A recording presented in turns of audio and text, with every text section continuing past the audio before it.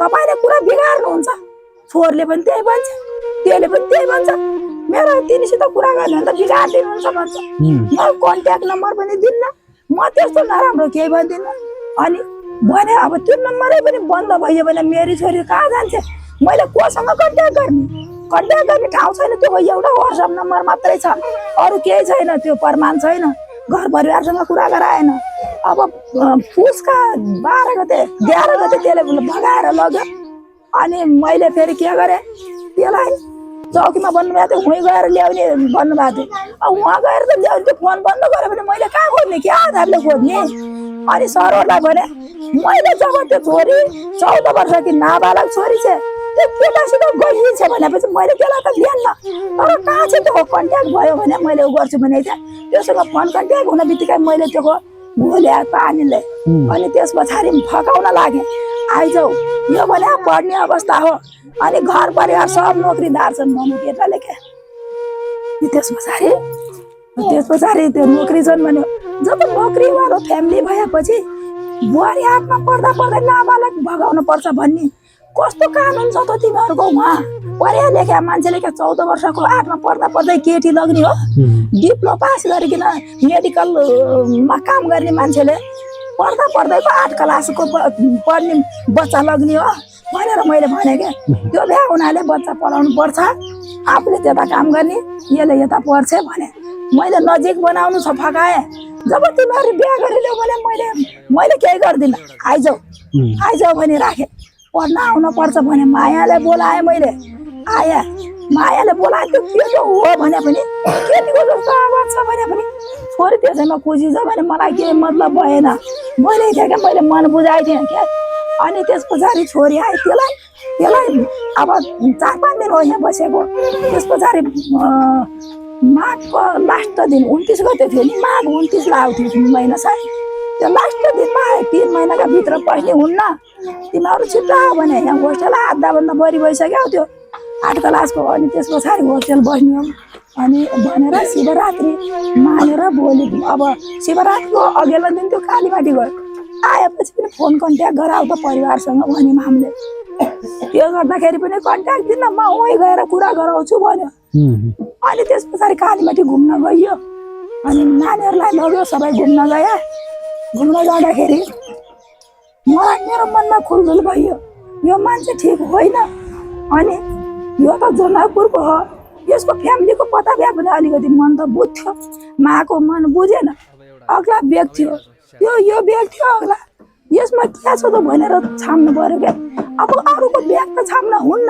तर मेरो मनमा लाग्यो त मैले गर्न मिल्यो हेर्दाखेरि त्यो प्रमाण एटिएम कार्ड ब्याङ्कको चेक रहेछ अनि एउटा त्यो मेडिकल उसको निकाल्न त्यहाँ छ त्यो निकाल कागज ब्याग पनि यहीँ छोडेर छ हेर्नु यो मेडिकल केको हो यो सिबी भयो यो नागरिकताको प्रमाण हेर्नु यो नागरिकता हेर्दाखेरि म त बेहोस भएँ के छोरो मान्छे पनि त यो त के रहेछ छोरी मान्छे रहेछ हेर्नुहोस् मलाई कस्तो भयो होला क्या अनि यो प्रमाण हो गरेपछि अर्को आमा चाहिँ त्यस पछाडि मलाई यो हेर्नुहोस् अब यो भनेको यो सेफ्टी बेल्ट यो त्यो महिला हो नि पुरुष बन्नको लागि यो छातीमा यसो गराएर राख्ने हेर्नुहोस् यस्तो बोकेर हिँड्दो रहेछ त्यो मान्छे अनि भित्री अङ्ग लुकाउने यो देख्नुभयो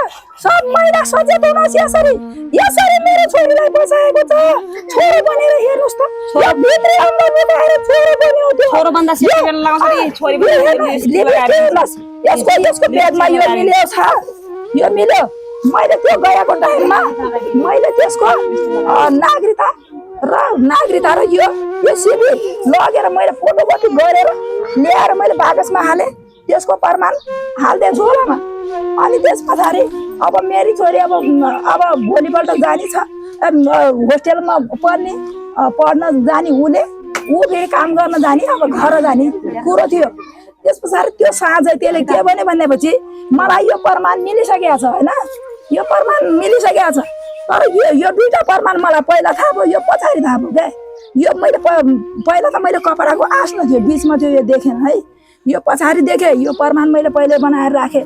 त्यस पछाडि मैले राखिसकेपछि मेरो बुढालाई भने उहाँलाई हेर्नुहोस् त यो नागरिकताको यो यस्तो यस्तो छ केटी छ भनेर भने मलाई छिटो त्यो गरेर पठाएको मेसेन्जरमा भन्नुभयो क्या। अनि त्यस पछाडि मेसेन्जरमा पठाइदिएँ। अनि यो त केटी हो भगवान्, यो त केटी हो, अब के गर्ने अजिताकी मम्मी, यो त भोलि जाँदैछ घर जाँदैछ, तर यो हल्ला गाउँघरमा नगरोस्। मेरी छोरी अब पढ्नको लागि यहाँ छ, म आएर त्यसलाई सम्झाइ बुझाइ गर्छु, त्यो घर जाँदैछ त्यसलाई जान दे। मेरी छोरीलाई पनि यो यस्तो रहेछ भने नभन्, उसलाई माया जालमा फसाएको छ उसलाई पनि नभन्, कसैलाई नभन्, अब त्यो भोलि आफै अटोमेटिक जाँदैछ भन्ने कुरो भयो। त्यस पछाडि मैले त्यसलाई पनि भन्न, छोरीलाई पनि भनेन। अनि त्यस पछाडि बिहान मैले उठेर दाना पकाएर नास्ता गराउन आएको थिएँ। अनि उठेर यतातिर जान लाग्यो दुईटा। अनि मैले भने कहाँ जाने हो भनेर भने, अरू दोकानतिर नास्ता गर्न जाने हो, अनि अन्नु आज पढ्न जाने हो होस्टेल, अलिकति के नास्ता लिन्छु भनेर भन्यो। अनि मैले भने नास्ता लिन लागि त स्कुलभित्र क्यान्टिन छ त, किन जानु पर्यो परतिर, अहिले खानको लागि नास्ता यहाँ बन्दैछ त भने। अनि कतिखेर जाने र घर, उतातिर जाने पनि होला भने कि मैले, उतातिर 3 बजे हो भने। त्यो बस रहेछ 1 बजेको टिकट, 1 बजे जनकपुरको एउटा बस लाग्छ 1 बजेको, त्यसले मलाई 3 बजे भन्यो। अनि तिनीहरू अब जान्छौँ नास्ता घुमेर आउँछौँ भनेपछि मैले दुईवटा अब तिनको लोग्ने साइनी छन् नि तिनको नाममा, मैले पो भित्र बुझेर म चुप लागेछु। तर नजा भन्नु भएन, गयो लुरु गयो, आधा घन्टा भयो आएनन्। त्यस पछाडि मेरो मनमा चसक्क भयो कि छिट्टो गयो, अग्लो जाँदा त ब्यागबाट एउटा कपडा निकालेर टङ्गाएको। अनि ब्याग पनि अनि प्रमाण हेर्छु भन्दा त प्रमाण त छैन, त्यसले प्रमाण भएर त लगेर गइयो छ, त्यो प्रमाण भरि लगेर गइयो छ हेर्नुहोस्। आज म फटाफट गइयो फेरि पारी चौपारीमा, त्यहाँसम्म मैले त्यो पत्तो पाइनँ। अनि त्यसले मेरो छोरी भगाएर गइयो छ फेरि हेर्नुहोस् त। साझा जन्म दर्ता मागेको थियो मैले दिइनँ, त्यसले बेच्ने रहेछ के।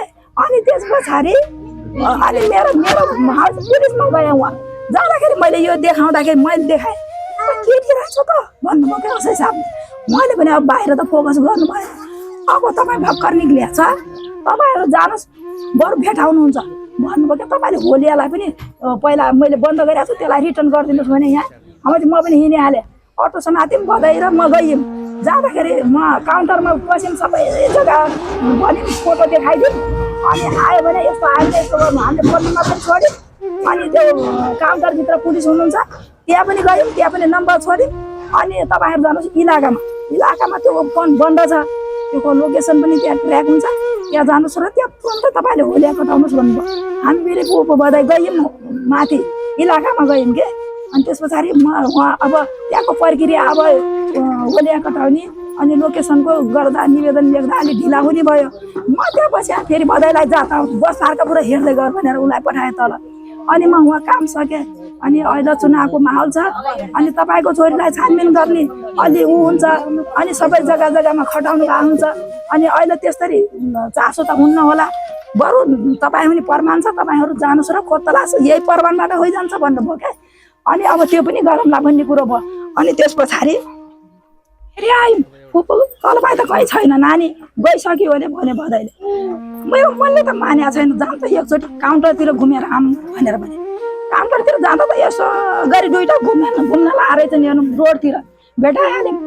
अनि भेटाइहाल्दाखेरि त मेरो बधाईले साले त कसैले हिजो र भनेर अब यस्तो भन्ने होइन, यस्तो शब्द भन्ने होइन, यो शब्द भन्ने होइन भने मैले हजुर त्यसपछि अब उसलाई रिस उठ्यो नि त, भागेर भगाउँदा लग्दाखेरि क्या होइन ऊ महिला हो त्यस्तो भन्न हुन्न, त्यसको लिङ्गी पनि मान्छे हुन्छ।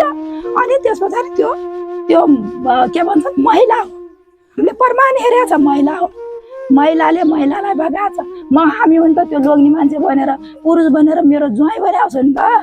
त्यस पछाडि अब त्यसलाई के गर्ने होइन, हातपात लगाउने होइन, हामीले त माथि हामीले त होलिया कटाएर आएको छौँ त, हामीले त लग्ने सम्बन्धित निकायमा हो माथि भनेर हामीले तिनीहरूलाई अटोमा हालेर माथि लग्यौँ। तिनीहरूलाई सबै सरसल्लाह यताउता सबै गऱ्यौँ के। अनि सबै सम्झाउनु हो। अनि तपाईँहरूको अहिले यो बिहा गर्ने होइन, अनि नानीको उमेर पनि यो नाबालक हो, यिनले पनि पढ्नुपर्छ, पढाइभन्दा ठुलो केही होइन भनेर महिलाले नानीलाई सम्झाउनु भयो। अनि उसलाई फेरि अब उतातिर सम्झाउनु भयो, सरले सम्झाउनु भयो। सम्झाउँदा परामर्श उहाँहरूलाई लगभग 4 घन्टा जति दिनुभयो होला त्यहाँ है। त्यति सम्झाउँदा पनि यो कुरा अब नछुट्ने जस्तो अब 20 वर्ष पुगेपछि अब हामी माबाबुले पनि तिनीहरूलाई अब रोक्ने कुरो हुन्न। अब छोरी बिहा पनि रोक्ने कुरो हुन्न, उनीहरूको इच्छा हो नि त। अब उसलाई उही मन पर्यो भने चाहिँ रोक्ने हुन्छ? हुँदैन। पुलिसले पनि रोक्ने हुन्न। त्यो भएर उमेर पुर्याएको पहिला पढ, त्यसपछि उमेर पुर्याएर हामीहरूले केही पनि गर्दैनौँ भन्नुभयो सरहरूले। मैले पनि भने हो, म पनि सहमति छु त्यो त। त्यस पछाडि उसलाई भन्नुभयो खै घरको कन्ट्याक्ट नम्बर ल्याए, त्यसले कन्ट्याक्ट नम्बर भन्ने कुरो दिएन। ल हेर्नुहोस्, गाउँका एउटा बाउको नम्बर दियो, त्यो बाउको नम्बरमा फोन लगाउँदाखेरि दाङ तुलसीपुर इलाकाबाट बोलेको अनि भनेर भन्दाखेरि तपाईँको छोरा यहाँ इलाकामा छ भन्दाखेरि बाउले के भन्यो भन्दाखेरि अझ फेरि पनि त्यसले के गर्यो भन्यो के गर्यो फेरि त्यसले। म चाहिँ फोन गर्दा म चाहिँ दोबारा त्यो 10 चोटि फोन गर्दा पनि उठेन त्यो। अब बाउ त्यो कन्ट्याक्टमा छैन, त्यो मा अर्को नम्बर दिन्छ, दिदी दाइको त्यो नम्बर मिलेन भन्छ, नम्बर दिएन। अब चाहिँ त्यो फोन हेर्दाखेरि